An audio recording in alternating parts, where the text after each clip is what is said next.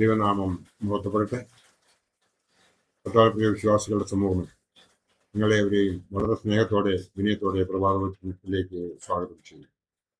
ഇന്നത്തെ ദിവസം 18 മാർച്ച് 2026 ബുധനാഴ്ച, ഈ മാസത്തെ 18ാമത്തെ ദിവസം, ഈ വർഷത്തിലെ 77ാമത്തെ ദിവസം, വലിയ നോമ്പിലെ 32ാമത്തെ ദിവസം.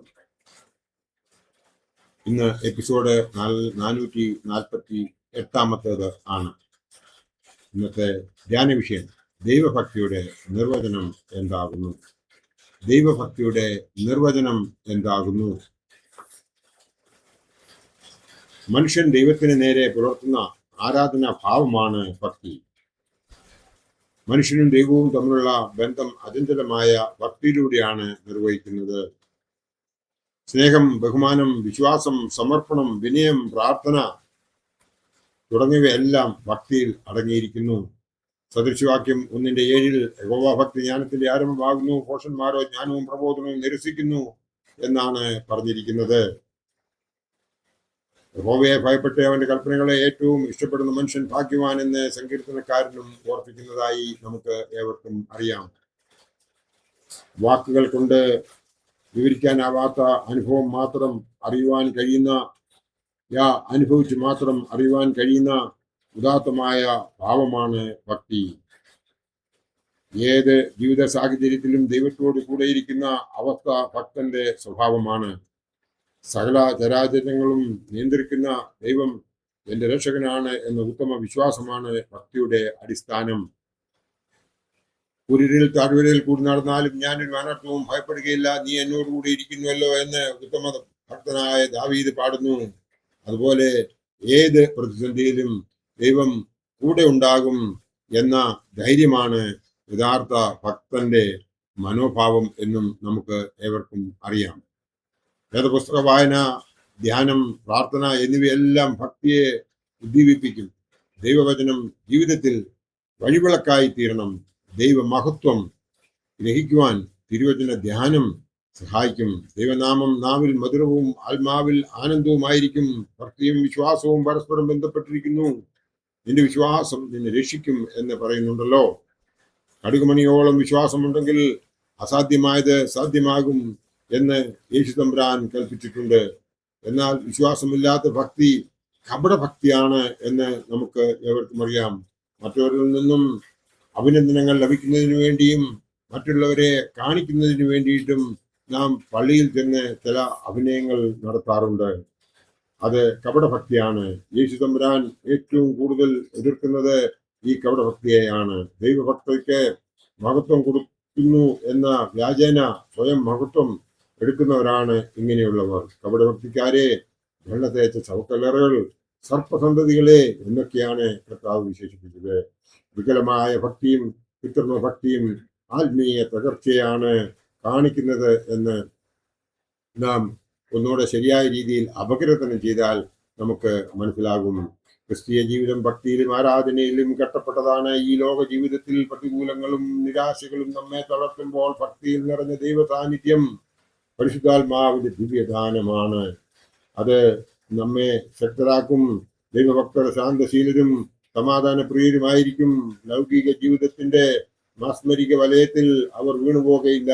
ദൈവഗതം നിറവേറ്റാൻ സദാ സന്നദ്ധരായിരിക്കും.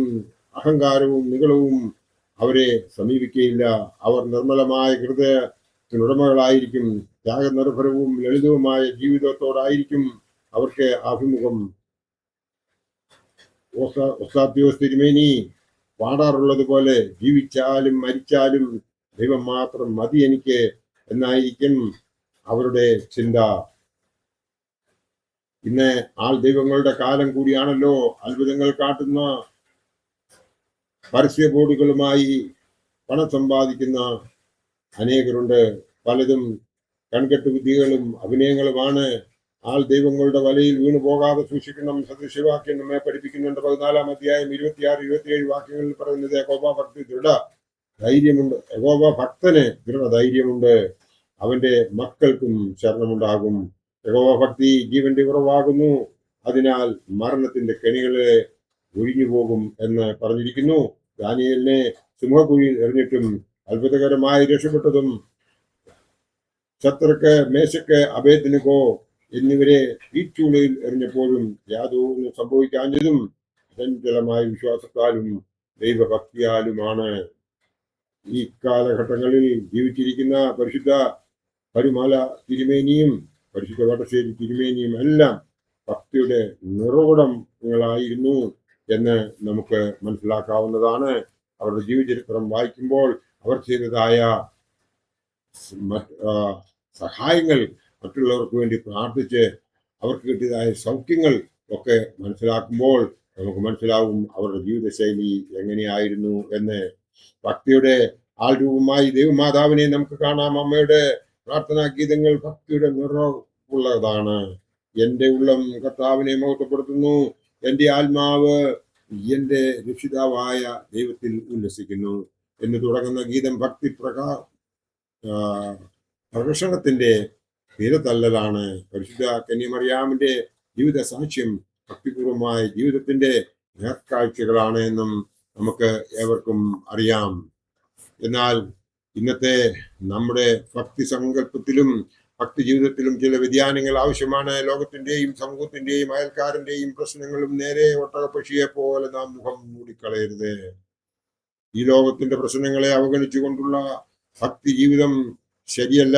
ലോകത്തിൽ നിന്നുള്ള രക്ഷപ്പെടലല്ല, ലോകത്തിനു വേണ്ടിയുള്ള മാനസാന്തരമാണ് യഥാർത്ഥ ക്രിസ്തീയ ഭക്തി.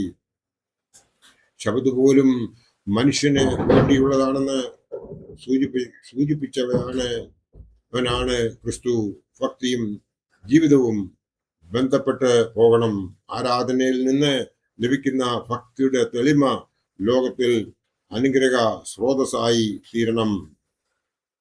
മനുഷ്യ നന്മ ചെയ്തിട്ടുള്ള ദൈവഭക്തിയിൽ നാം നിറയട്ടെ എന്ന് ഈ വലിയ നോമ്പിന്റെ സമയത്ത് നമുക്ക് ഏവർക്കും ചേർന്ന് പ്രാർത്ഥിക്കാം. അങ്ങനെ നമ്മൾ ഇടപെടാതെ പ്രാർത്ഥിക്കുകയും എല്ലാറ്റിനും സ്തോത്രം ചെയ്യുകയും സത്പ്രവർത്തികൾ ചെയ്യുകയും ആവശ്യക്കാരെ കണ്ടുപിടിച്ച് അവർക്ക് അന്നദാനം പ്രദാനം ചെയ്യുകയും അതുപോലെ നാം സമൂഹത്തിന് വേണ്ടത് മാത്രം ചെയ്യുകയും ചെയ്താൽ ദൈവം നമ്മളെ എല്ലാവരെയും അനുഗ്രഹിക്കും. അതിനുവേണ്ടി നാം ചെയ്യേണ്ടത് നമ്മളെ തന്നെ ദൈവത്തിന്റെ തൃപാദത്തിൽ സമർപ്പിക്കുക. അതിനായിട്ട് ഈ നോമ്പ് നമുക്ക് ഒരു കാരണമായി തീരട്ടെ. ഈ നോമ്പ് ഒരു ആത്മീയ തീർത്ഥാടനമായി നാം സ്വീകരിക്കുന്നുവെങ്കിൽ ഉയർപ്പിന്റെ ദിവസം നമുക്ക് അത്യധികം സന്തോഷിക്കുവാൻ സാധിക്കും. വീണ്ടും വരുമെന്ന് അരുളി ചെയ്ത് ഉദിതനായ കർത്താവായ യേശു ക്രിസ്തുവിന്റെ രണ്ടാമത്തെ വരവിന് വേണ്ടിയിട്ട് നമുക്ക് ഏവർക്കും കാത്തിരിക്കണമെന്നുണ്ടെങ്കിൽ നാം അവനിൽ ശരണപ്പെട്ട് അവൻ നമുക്ക് കിട്ടുന്നതായ എല്ലാ കൃപാവരങ്ങൾക്കും വേണ്ടി എപ്പോഴും നന്ദി പറയുന്നവരായിരിക്കണമെന്ന് മാത്രം ഈ അവസരത്തിൽ ഓർപ്പിച്ചുകൊണ്ട് ദൈവം നമ്മളെ എല്ലാവരെയും അനുഗ്രഹിക്കട്ടെ എന്ന് പ്രാർത്ഥിച്ചുകൊണ്ട് എൻ്റെ വാക്കുകൾ ഇവിടെ ഉപസംഹരിക്കട്ടെ. ദൈവം നമ്മളെ എല്ലാവരെയും കാത്ത് സൂക്ഷിക്കുവാൻ വേണ്ടി പ്രാർത്ഥിച്ചുകൊണ്ട് എൻ്റെ വാക്കുകൾ ഉപസംഹരിക്കുന്നു. നന്ദി, നമസ്കാരം.